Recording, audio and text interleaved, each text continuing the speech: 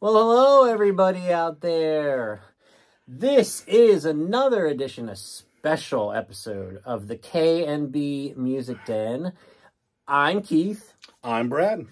And I'll tell you what, folks, first and foremost, we just want to thank you all. Such great positive feedback. Lots of positive feedback. Lots of views. I mean, we were not expecting this right off the bat. Yep. Over 500 views in the first week. Less yeah. than a week. Yep.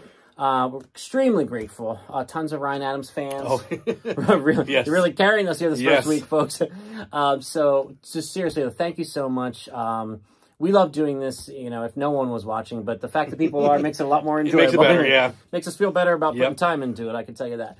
But like I said, this is a very special episode, and I'm sure you clicked on the title so you know what it is already, but this is our top 10 Desert Island albums. Now, we talked about this. Yes. Because we wanted to be sure we said Desert Island, because if you say the greatest or the best albums of all time, you know, it's more of a personal thing when it's Desert Island, because it's literally what would you bring if you only had 10 albums, Exactly, right? Yep. I mean, for me, when I think of Desert Island, we might have 30 90s alt-rock albums that we love. But you don't want to have just 30 alt-rock albums that you're listening to. Your emotions change just like anywhere else. So if you're on an island, I need to make sure I have all my needs met. So exactly, that's what mine's going to be. I imagine being stranded on a desert island, you go through a range of emotions. Yes, you would. Yeah, all in one day, probably. So you know, we've got a lot to talk about. I'm sure we've been very excited, and as you probably know, as we've said before, we don't discuss any of this beforehand, so it's all fresh. I have no idea what his 10 are. He has no idea what mine are. I have a feeling we're going to have some overlap in artists. Possibly. But not maybe necessarily the same album. Maybe. Yep. So we're just as excited as you are. Honestly, probably a little more. But no, seriously, we appreciate all the support. So let's just dive in. Yep. How about you start us off, Brad? What's at number 10? Number 10, it's an album that I've listened to a ton over the last 2 or 3 years. Okay. Comes from a great record company, Fat Possum Records. Oh, yeah, I've heard of that. Who does a lot of old blues albums. Okay. And this is R.L. Burnside's Ass Pocket Full of Whiskey. I was not expecting this one, folks.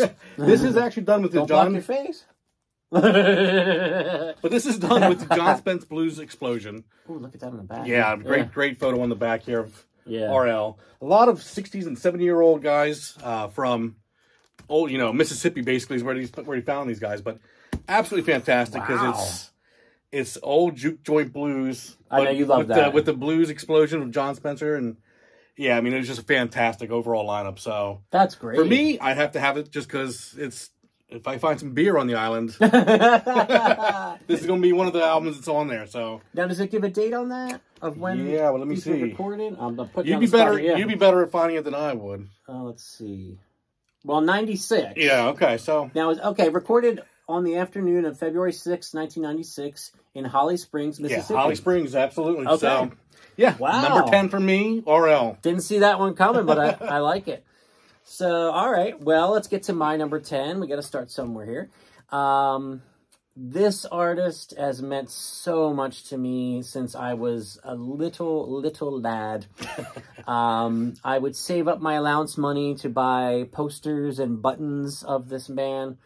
You may know who I'm thinking of now. I'm thinking already, yeah. But, folks, you may be surprised which album I'm choosing, though.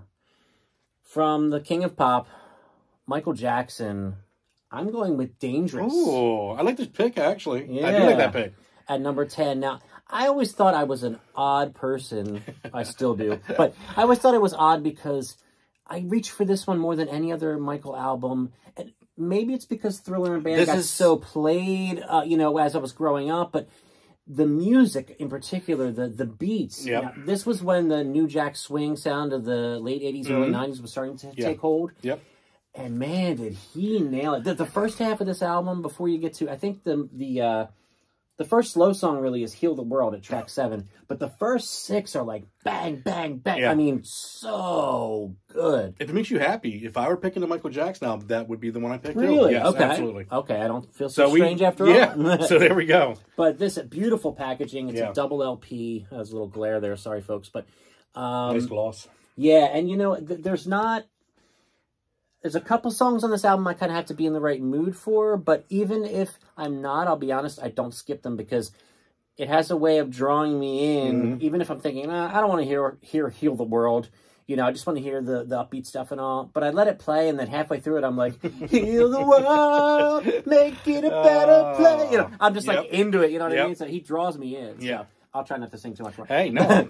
But there he is, the king of pop himself. Rest in peace. Dangerous from, I believe it's 91 or 90? 91. There we go. So, okay. So that's my number 10. Perfect. I'm going to have to keep remembering. And guys, you're going to find out just how weird we are based on just how over. Because we went from blues to pop. And now my number 9 I don't know where to put these. is from a band in Champaign, Illinois. Hum. Oh, yeah, Hum. And this is Downward is Heavenward, which is not the album people usually know them by. They know the song Stars. Yeah. From the car commercial. And unfortunately, they played on Letterman, I think. And then they played on 120 Minutes with Matt Penfield. Yeah. Hey, we can block me because you're talking to him. Yeah, but this album to me is absolutely fantastic. It's, I mean, this is, I don't even know what you would exactly personify it as. It's like post shoegaze, like actually, I mean, it's an edge. Yeah, with an edge. They are the famous thing for me with these guys is my best friend at the time. He this was his favorite band. I never heard of them. Yeah, and he had told me while we were working, hey, they just got back together. They're playing one show in Champaign. And I said, we're going. Yeah. So we drove up to Champaign, Illinois. I remember you told me this. Yeah. And it was amazing. And forever, that's been my favorite concert I've ever witnessed. I mean, it was insane. So, is this the band where the drummer passed away? He did. Just recently, he just passed away. But sorry to hear that. Yeah, Matt Talbot, Tim Lash. I mean, if you ever listen to this, the first song, Isle of the Cheetah, that's what I'm hoping is playing when I die and cross over. The sounds on that is just amazing. The guitar sounds, the textures. Out of this world. I think, if I'm not mistaken, this is... Is it blue? No. I thought I got the blue. I got the black. But yes, number 9, Hum, Downward is Heavenward. And what was their album with the hit on it? It was... it's like an astronaut. Oh yeah, you prefer an astronaut. Yeah, you prefer an astronaut. Yeah. I have that CD. Yep. I have some of their other albums on my Apple Music because you had recommended them to me. Great band. Oh my gosh, they're amazing. Great band, yeah. Yep. So that's your number 9. All right. Number 9. We're rolling along here. My number 9... This is, again, another artist that you might not be too surprised that would be on a top 10 Desert Island albums list. But you might be surprised which album. Okay, here we go again. And another one that left us too soon. One of the greatest songwriters that has ever walked this earth. Ladies and gentlemen, Tom Petty and the Heartbreakers. The album is Echo. Oh, that's an amazing album. Isn't it? Underrated. Often touted as his divorce album. Man, there's not a... No. Oh my all gosh. 5-star songs. I mean, okay, there's Wildflowers, there's Full Moon Fever, there's Damn the Torpedoes. I absolutely am just obsessed with all those albums. But something about this album, when it came out for me in 1999, it just grabbed a hold of me and has never let go since, really. Just upbeat bluesy rock, some great ballads, tremendous lyrics, and this truly was his divorce album. Yeah. He was going through a lot, but he put it into this album. He has gone on record, and even the band said this was not an easy album to make. No. But the results are on my island with me, folks. So, and you love this album too. Oh my gosh, yeah. Very underrated. It's a fantastic album. So there it is. I had to get Tom on there, and I had to go with one that's near and dear to my heart. Maybe not an obvious pick, but that's kind of what I like about some of my lists, to be honest with you. And hopefully, if some of you are Tom Petty fans, but you're like, Echo, I think I kind of remember that album came out, but I don't really know it. Spin it. Yeah. Seriously, so good. So that's my number 9. Tom Petty and the Heartbreakers. Breakers. Rewind. With Echo. Perfect. All right. I like it. So what are we up to with you? Number 8 now, right? Number 8, We're number 8. And I'm going with The Smiths. The Queen is Dead. Now that one I'm not surprised by, folks. This thing, again, if I'm on an island, there's so many different sounds I want to hear, and Morrissey on a beach, just drinking a pina colada and hearing him as miserable as Maz gets. To me, this is. I mean, there's so many great Smiths albums. I mean, this to me though is the classic. I mean, you got The Queen is Dead, Frankly, Mr. Shankly, and my favorite, I Know It's Over, which is just absolutely just stabs you in the stomach. As you're talking, let me look at these songs. You're more of a Smiths connoisseur than I am. There's a Light That Never Goes Out. Oh, yeah. fantastic track. I mean, that's funny. Yeah, but overall, I mean, between this, Meat is Murder, I mean, there's so many different ways you can go. But yeah, for me, if I'm going on an island, this is the one I'm taking with me. there it is, folks. Yep. The Smiths. The Queen is dead. Number 8, right? Yep, number 8. Okay. Well, my number 8 is a band that I know we both love very much. I have a feeling if this band ends up being on Brad's top 10, I have a feeling it will be the same album I chose, because we've talked about this in the past. So, number 8, one of my favorite bands of all time. Had to be on the list for me. Saw it coming, huh? Yeah. Counting Crows, Recovering the Satellites. This is their second album. It's hard to pick. The first one sets such a mood throughout. This Desert Life is criminally underrated. But this one is the one I just keep coming back to. I mean, the songs you would know if you're a casual fan would be Daylight Fading, maybe Goodnight Elizabeth. You should know them all. Yeah. I mean, you really should, yeah. Fun fact. Long December, of course. Fun fact, when I made my list, there were some albums that were so close. I mean, who would I pick? Yeah. And it came down to which album do I have? Which LP do I own? Yeah. Number 8 would have been this, had I owned it, but I don't own it. Oh. So I'm a little jealous of this one here. So the Smiths got the nod because I own the LP. That's interesting. And it would have been number 8, It would have been number 8. And it's number 8 for me. Wow. Yep. Well, there you go. It can kind of be our own number 8 together, Yep. but, you know, with the Smiths in there, too, of course. But so, yeah, I mean, what can you say? Tremendous album. And I have to say, while we're talking about Counting Crows real quick, some of their more recent albums, talk about criminally underrated, especially Saturday Nights and Sunday Mornings, their 5th studio album. Yeah. Woo, don't sleep on that one, folks. No. There's a song on there called Cowboys. Probably my favorite Counting Crows song ever. Really? Yeah. That shocks me. I mean, that's a great song, but... I don't know. There's just something about that song. But anyway, we're not talking about that album. We're talking about this one. Recovering the Satellites, Counting Crows, number 8 for me on the Desert Island. Fantastic pick. Over to you, Brad. Number 7? Yep. Number 7. Now I got to rock. We got to get some rock in there. Oh! So we're going Iron Maiden, Killers. I've been wanting to find this on vinyl for so long.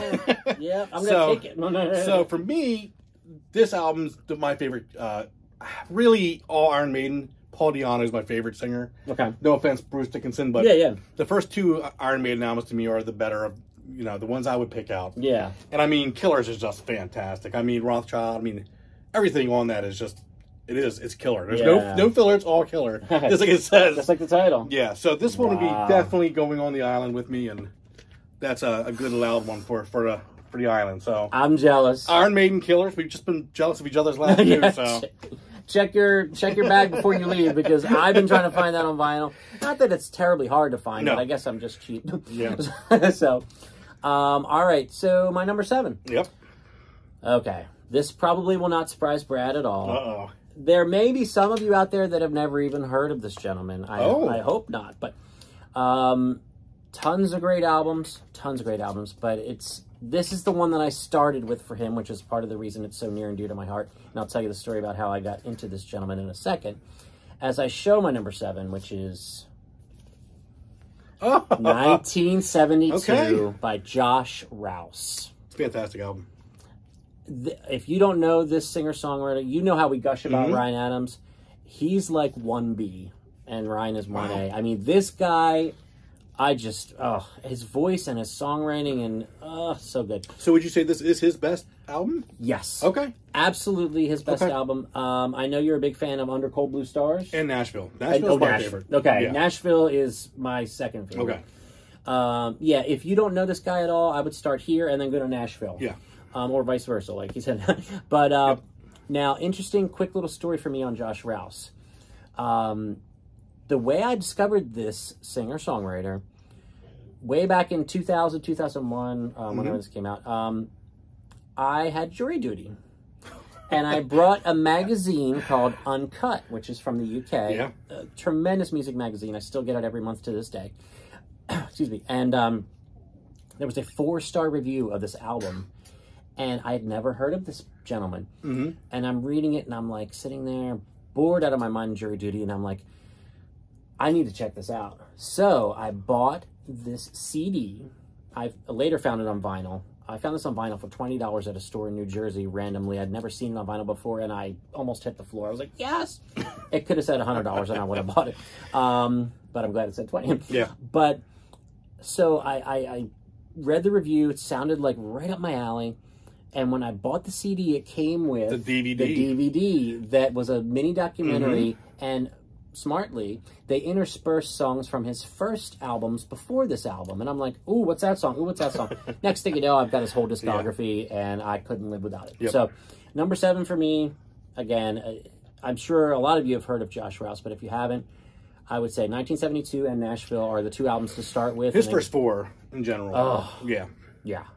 Yeah. So, there he is. That's my guy, Josh Rouse, number 7. The album's called 1972.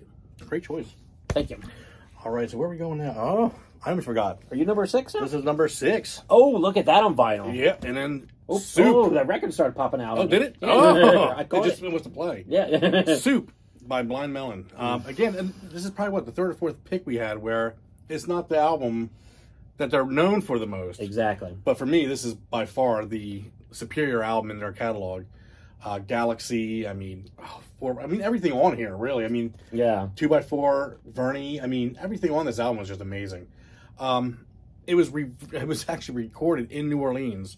So I just recently went down to New Orleans a year ago. Yeah, yeah. And thought, well, I'm going to stop by the studio just to take a picture. Walked out of my hotel, put the address in, and realized I was right across the street from the iconic spot. So I got to take some pictures, and yeah. So to me, I mean, Shannon Hoon was absolutely one of the greatest vocalists. Little crossword puzzle kind of thing there with the back. Song titles there. Little pencil at the top, yeah. And on the cover there, you know who that is? It looks familiar, but I don't know. Andy Wallace. You don't know the name? Famous producer. He produces many great albums. Okay, sounds familiar. Okay, well, Wallace caught my ear. Yeah, but yeah, that's actually the producer of the album on the front there, eating soup. Interesting. So, yeah. Hence the name. Yep. See, he's got some pepper there. Yes, he does. To taste. So, number 6. Number 7? Or number 6? 6. No, you're right. I'm sorry. 6. No, you're right. He's jumping. You're right. 6. Soup. Sorry, folks. It was a long day. Number 6 for me. Okay. Now, folks, you know this had to happen at some point on my list. I had to feature something that involves Ryan Adams, right? Mm-hmm. I could not pick a Ryan Adams album. It's too hard. It is hard. So you know what I did. You went Whiskey Town. I went Whiskey Town. Good choice. That's a fantastic Stranger's Almanac. Oh. Yep. We have talked many times about, we're not sure in his entire solo career if he's even topped this album. And he doesn't speak highly about this album himself. No. But man, it is... If someone said, well, what's Americana music? Like, what does that sound like? You just hand them this fucking album, people. Yeah. I mean... You do. You really do. There was no need to swear, I'm sorry. But that album warrants it. Yeah, okay. Thank you. Yeah. So that's how excited I am. But sorry, Mom. But I tell you what, and even the cover, the gatefold. I mean, this. Oh, that's right. This isn't a gatefold. It's a double. Yeah. Look at this. Beautiful. Look at this, folks. Beautiful packaging. Yeah. You see them there? Mm-hmm. A diner or something. Yeah. This album is incredible. If you kind of know Ryan Adams, but didn't even know he was in a band before his solo career called Whiskey Town, I would definitely check this one. All of them. But this is a drop-dead masterpiece. Perfect album. Whiskey Town, Stranger's Almanac, my number 6. Yep. All right, so now we're in the top 5. We're going to the top half. Top half, here we go. Still haven't seen any Ryan from you yet, we'll see. It might be in there. It better be in there. Now, number 5 for me, this is one of my most... Everybody talks about the 90s and mentions Nirvana, Soundgarden, Smashing Pumpkins, Alice in Chains. This was the band of the 90s. No one realizes it. Okay, tell us. But they're considered your favorite band's favorite band is what they're called. Oh, yeah. There's a documentary getting ready to come out about them. Oh, cool. And this album is their masterpiece, I believe. I mean, they went about 16, 17 years of being underground gone. Just broke up. But their music just kept getting bigger and bigger, and it just became a cult classic, and now they're back. Yeah. And they put out 3 or 4 albums since then that are just fantastic again. Nice. But this album, to me, it's so hard to get this. this is terrible. I paid $200 and got a box set autographed of all their vinyl that they just re-released. That's actually not a bad deal. No, yeah. It was fantastic. Really? It was Fantastic Planet. Yeah. But like just beautiful in the gatefold inside and to me, the nicest guy in rock and roll was Kelly Scott, the drummer. Okay. Absolutely fantastic. I've actually reached out to him and he helped me with my son's drums and just a super nice guy. I mean, I've met him many times. This whole band's fantastic. If you don't know this band, this is the album you got to check out. I mean, this is Fantastic Planet. Should be on everybody's list. Okay, you've talked to me about Failure before, and I definitely have them on my phone, but it's something I want to get some sort of physical copy in my collection because you're so high on them. Yep. So great! Wow, great choice. I wasn't necessarily aware you had that on vinyl. Yeah. So again, watch for that one. I got sticky fingers today. Oh, maybe we'll see that. So top 5, number 5. I grew up in the 80s, folks. I'm a huge fan of 80s music. It's so hard to say what my favorite album of the 80s is, but this is definitely near the top. And I know that this guy loves this album. I'm going to get nervous that it's going to be what I really want. Is it? Yeah. Yeah. I want that album. Yep. Yeah. Oh, you don't have this on vinyl yet? I do not. Oh, you have to. Yep. Yeah. I know how much you love this album. Yeah, I do. Wow. Kick by NXS, folks. Oh, well, that's such an obvious pick. That had a bunch of hits. Well, yeah. So they were hits. They were hits for a reason, folks. This album. Yeah. And the songs that weren't on the radio may be the true stars of this album. Mm-hmm. Guns in the Sky. Well, Mystify was a single. Yeah. Kick, the title track. Calling All Nations. Every single song on this album. It's so good. Yep. And just their style back then. I mean, they were so cool. I mean, look at that. Look at that. Yeah. There's a big kick for you. And look at this. The whole band. You know, and everybody always talked about Michael Hutchence. What a fantastic front man. Left us too soon. But the whole band, the Ferris Brothers. Oh, man. Just, this album is a huge part of my childhood. Huge. So there it is, folks. Number 5, Kick from NXS. Couldn't be more happy and proud to put that on my list. And if albums are being stolen, that might go... Oh, boy. That might leave the music down tonight. Them spiting words. Them spiting words. So we're up to 4? Yeah, number 4 already. Wow. Boom. Oh, there you go. That's a boom. You got to have that. Yeah. You got to own that. Yeah. So number 4 is David Bowie Low. Oh, my God. There's so many David Bowie albums. I just knew 4 was going to be Bowie. I just couldn't figure out which Bowie at first. Yeah. But to me, this is the one that I would bring. I don't even know why. I mean, it's just every song on here. The soundscape of it. I mean, it has such a unique sound. Yeah. Speed of Life. I mean, Breaking Glass. I mean, it's an iconic album. I mean, and how about you? Well, a lot of it's instrumental. Where would you go in a Bowie? If you were to pick your Bowie for and you might get, so I might better watch it. Well, no, let's wait. All right, let's wait. Well, I'll be talking about Bowie at some point, because we have honorable mentions too, by the way. Okay. So, but, yeah, no, I mean, it's hard to argue with this, and, for people who aren't really well-versed in Bowie, a lot of this album, especially the second side, is instrumental. I mean, just groundbreaking stuff. That's amazing. Yeah. And what a cover. Wow. Yeah. It was between this and Hunky Dory is where I was really fighting. Okay. But yeah, I went with Low. Okay. Can't argue with that. I'm sure that'll be on a lot of people's top 10s. Yeah. That are well-versed in Bowie. Fantastic album. Yep. All right. So, number 4 for me. Okay. So this, again, one of my favorite bands, had to be on here. Now, I do want to say that this album by this band would have been in my top 10, the Desert Island albums. Oh. Even before the recent refound love for this album, since it was re-released and it was an anniversary and all that, and everybody's like, oh, that's so great. And no. You were crapping all over this album for years and years and years until it got re-released and everybody told you it was great. Okay. I've known it was great since the day it came out. New Adventures in Hi-Fi by R.E.M. This was the second album that would have been on my list that I didn't own. Yes, this album. Let me see that. Oh, here, please. Go ahead and put this right over here. Oh! I thought he just wanted to, look at it. And... No, that's an amazing album. Yeah, he does want to steal this, but it ain't happening, folks. I tell you what, there's There's Automatic for the People, probably my second favorite. Monster's amazing. All the early stuff is so groundbreaking and amazing. The later stuff is underrated for the most part. The later stuff. But this one, and so many people have been misled because they heard about the way this album was recorded. Like, oh, that's some weird album they recorded on the road, some live album. Some people actually think that this album is a live album that's just previous songs. No. This is an entire new collection of songs at the time. This was the last album before Bill Berry left. And a lot of these ideas were written on the road. Some of these songs, the foundation of the song was recorded at a sound shack, but then they did overdubs in the studio and, reworked things and all that. So it doesn't sound like a live album at all. What it sounds like is a juggernaut. Oh my gosh.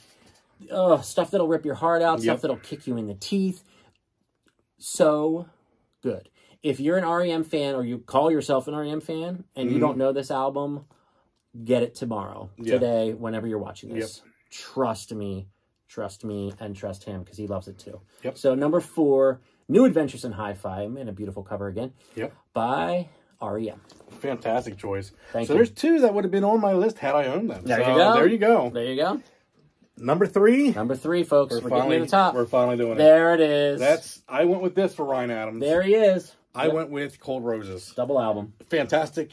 Yeah, and that might be what pushed it, is it's the amount of songs. Yeah. The variety of songs. Ryan Adams and the Cardinals. Yeah, this is what, the Cardinals, you had, Castle, you had, what's it? Oh, Bowerstock? Yeah, Bowerstock, and, I mean, the whole line. Was Popper on this one? Or was it? Yeah, I think she was. Might have been Popper. I can't remember if Popper was on this or not. Yeah. But overall, just a fantastic album. I mean, I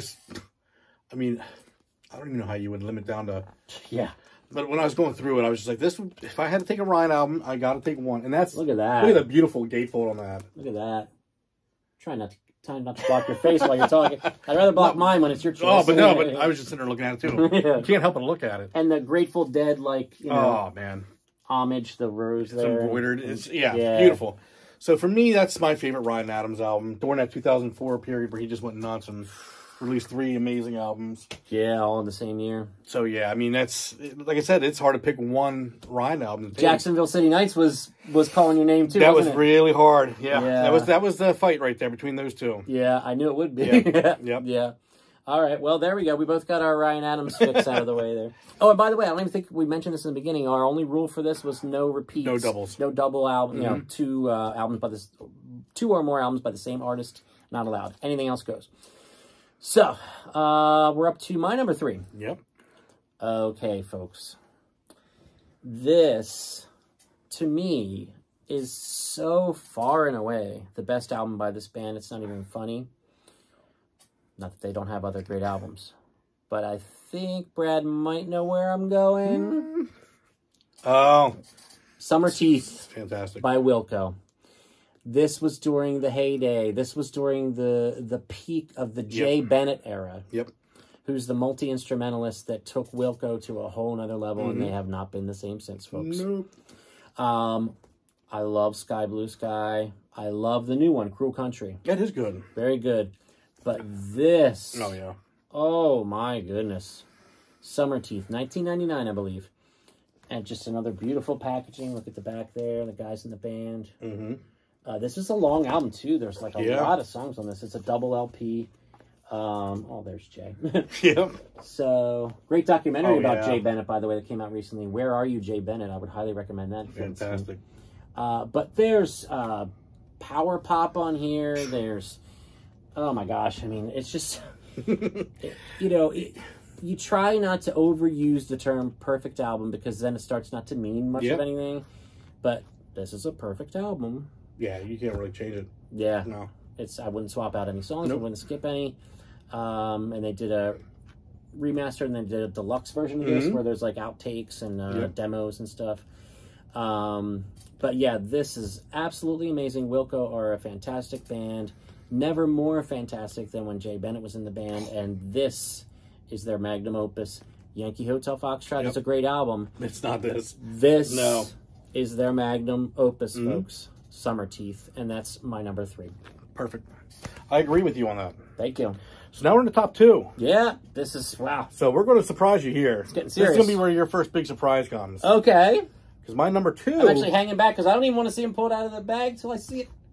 That doesn't surprise me too much. Well, this has been my number 1 for how long? Oh, that's true.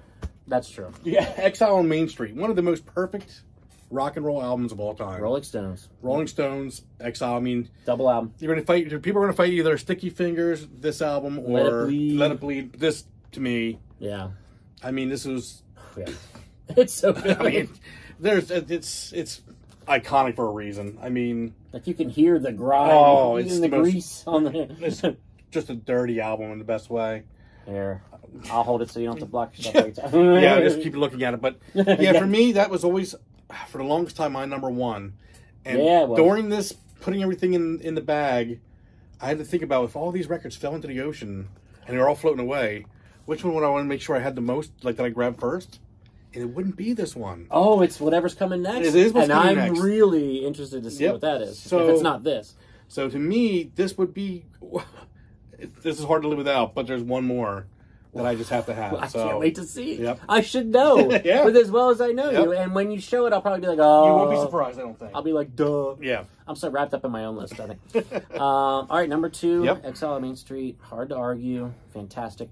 And I'm going to pause for 1 second before I show my number 2. Something that I thought about my list that I thought maybe was a shortcoming, but I'm not sure if it's not a good thing about my list.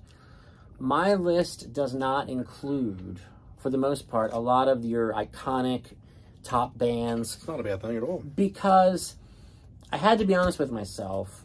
What are the 10 I would really take that I've listened to so many times throughout my life so far before I go to the desert island that I've not gotten tired of, that I don't skip a song.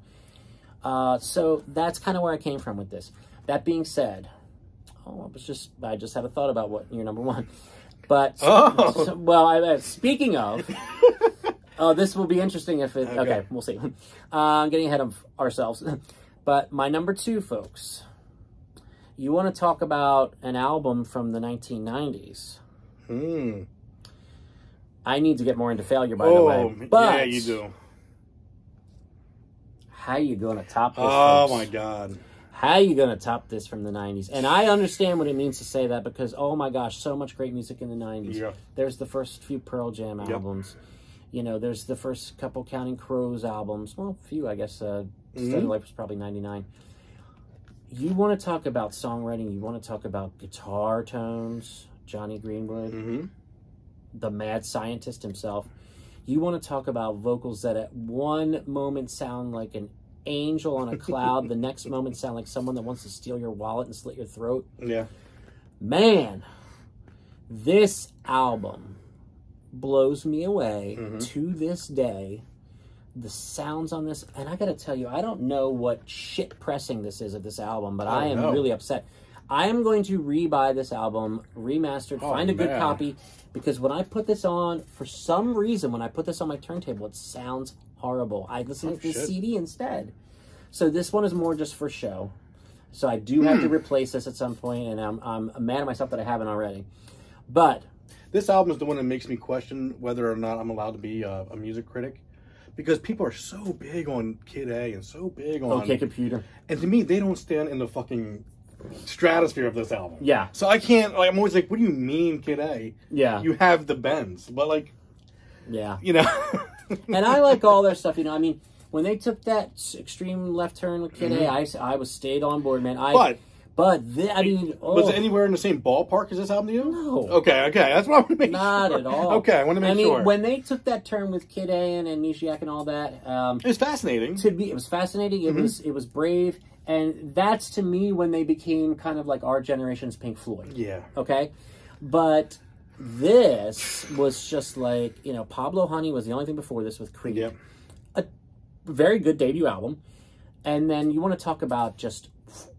as far as freshman to sophomore album, put this thing through my roof, folks. Yep. I mean, well, and there's probably not many people that would click on this video that don't know this album, but if for some reason you don't, please listen to it and just hold your head steady because it's going to explode. Yep. Radiohead, The Bends, my number 2. So there's still one album that's going to beat this, and it's hard to beat this for me, folks, but you'll see in just a few moments. So now, any thoughts or anything, any little quick thing we want to recap or say before we reveal our number 1 pick? No, so far I like the because you said it right. Like, I thought, well, I don't have these iconic albums, but you're right. It's about, if I'm on this island, I'm going to have Hum. You know, Hum's not a top 10 album to people. Or Failure, or Al Burnside, but I want to hear the damn blues, or I want to hear the, you know, that droned out rock. So to me, I like the way our albums played out, and God, you had a couple on there that made me go, "Why the hell was that on mine?" But likewise, and you know, the Desert Island thing is personal. You know, it's not like, you know, you see all the greatest albums of all time rankings, and you know, the top of those lists in most cases are hard to argue with. I mean, they're absolutely fantastic albums. But, you know, this is more personal. You know, this is, what are you going to bring? What are you going to listen to? What can't you live without? Not, you know, what in the algorithm formula is considered the best by this person, that person, this magazine. Nah, that's not what we do. So, no more stalling. Well, let's see your number 1. My number 1, the way I came up with this is I was putting them all in the bag. And I actually had it listed at number 2, and it's still number 2 in my notes. But I had a Wilson moment. Remember Wilson? Oh, yeah. Where Wilson falls off the boat, and he's Wilson, and he's trying to get the damn ball. Yeah. I thought, if all my records fell in... I love this. Where would I got to grab one of them, right? Yeah. And it wouldn't be Exile. I would skip over it and grab... Do you have an idea what it might be? I really don't. And I'm ashamed of myself. I know you... best album. Oh, all right. Here we go. All right. And he says, as soon as he shows it, folks, I'm going to be like, duh. Oh! Oasis, definitely, maybe. The greatest debut album of all time. I don't care what anybody says. Wow. Greatest debut beautiful album. On vinyl. I don't have this on vinyl. No? I have the second one. Oh, man. Oh. The best debut album of all time. You know what? Not even an argument. I should have known that if something kicked Exile out for you, that it would have been this. I should have known. Yeah. I mean, every single song is fantastic. So good. The sound on it was fantastic. I mean, they were doing stuff in America. I mean, American rock bands at that point in time, you know. I can't. This album is one that, like I said, when I seen it again, I went, no, I couldn't let this one go. This would be, to me, this is my number 1 album that I have to have on my island. I'm a little surprised, folks. I'm not gonna lie. I mean, it's a fantastic album. It's a fantastic pick. It's a very Brad pick. Oh yeah. But the fact that it was number 2. And today, switched to number 1 because I had that that revelation where I'm like, no, that surprises me. This one has to stay. But that's a bold choice. I like Liam Gallagher is the best rock star we've had since John Lennon. Yeah, I mean, so that's my list right there. Wow, definitely maybe by Oasis at number 1 for Brad. Yep. Wow. All right. Well, I love it. I love it. Kicked out the Rolling Stones. That's kind of badass of you. Yeah. All right, folks. Well, do I get to guess? You know what? I am gonna let you guess what my number 1 album is. And if I only take one guess, and if I'm wrong, I'm wrong. But I feel like it might be Abbey Road. I feel like you might be right. Yes. All right, we got one right now. Okay, so a lot of my list was a bit unorthodox, so I had to go pretty obvious with the top. No, that's not why I did it, folks. No, this album is very personal to me. My parents did not have a ton of albums growing up for me to listen to. This was one of them. And my mom had some other singles by the Beatles, like 45s and stuff, and she might have had 1 or 2 other Beatles albums. I don't think, though. I think she really only had this one as a full album. So that's what was around. That's what I listened to. But I tell you what, I hear people, Sgt. Pepper's White Album, and oh my gosh, I mean, you're comparing perfection to perfection, really. You really are. But I mean, the first side with so many great songs come together, something, and one of the best ballads of all time. Yep. You know, it's got I Want You, She's So Heavy is such a great jam. Fun songs like Maxwell's Silver Hammer. And then you get to the second side. Here Comes the Sun. And then you get into that whole suite of music after, you know, I don't know, if You Never Give Me Money is considered... Well, I guess Because is considered part of it, too. Yeah. Like, pretty much the whole second side, except Here Comes the Sun, I think is considered part of that Abbey Road suite, as they call it. All the songs kind of run together in one big magnum opus kind of thing. I mean, yeah, there's not. I mean, it's fantastic. You've been championing that album ever since I knew you, so that's why. I mean, it is, to me, this is the Beatles at their peak, but before they just exploded into the air. And I've spent way more time with this album than any other album as far as, I started listening to it when I was a kid. I barely knew how to use the turntable yet, but I figured it out to listen to this bad boy. So there they are. Abbey Road by the Beatles. Maybe a little on the nose, but hey, that's my go-to, folks. Yep. So, wow.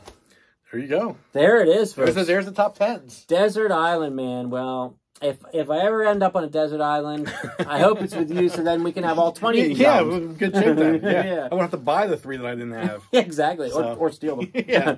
So, folks, this is all about having fun and being interactive. Were you going to jump into your... Oh, yeah. We wanted to really quick do our honorable mentions. We thought this would be kind of fun / funny.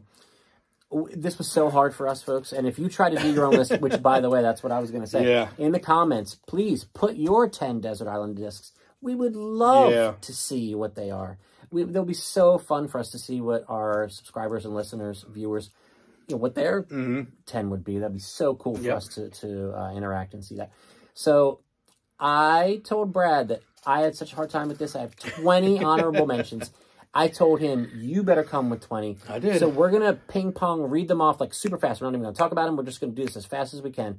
So you start with your first one. I'll go with my first one and just go, go, go. Ready? Here's the honorable mentions.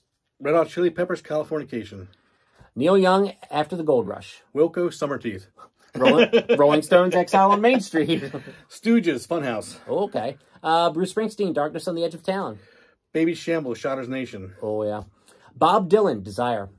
Our Lady Peace, Happiness. Ooh, so good. Live, Throwing Copper. Oh, Dog's Eye View, Happy Nowhere. Oh, so good. I said I'm not going to talk. Crowded House, Woodface. Here's a rap album for you guys. Okay. Outkast, Aliens. Very good. I stand by this one, folks. Nelson, After the Rain. Nirvana, In Utero. Oh, that's my favorite Nirvana. Prince, Purple Rain. Live, Throwing Copper. There you go. Incubus, Morning View. Amy Mann, Lost in Space. Ooh, nice. Death Cab for Cutie, Transatlanticism. Tom Petty, Wildflowers. There you go. The Jayhawks, Rainy Day Music. Chris Cornell, Higher Truth. David Bowie, Hunky Dory. Oh, John Frusciante, The Imperium. Oh, Frusciante and Chili Peppers. Red Hot Chili Peppers, Californication. REM, New Adventures in Hi-Fi. There it is. The Cure, Blood Flowers. Counting Crows, Recovered in the Satellites. Having trouble reading his list. Toad the Wet Sprocket, Fear. Lucero, Tennessee. Oh, Black Lab, Your Body Above Me. Beatles, White Album. There you go. Def Leppard, High and Dry. Graham Parsons, Graviest Angel. Nice. Big Star, #1 record. Jesse Malin, The Heat. Ooh.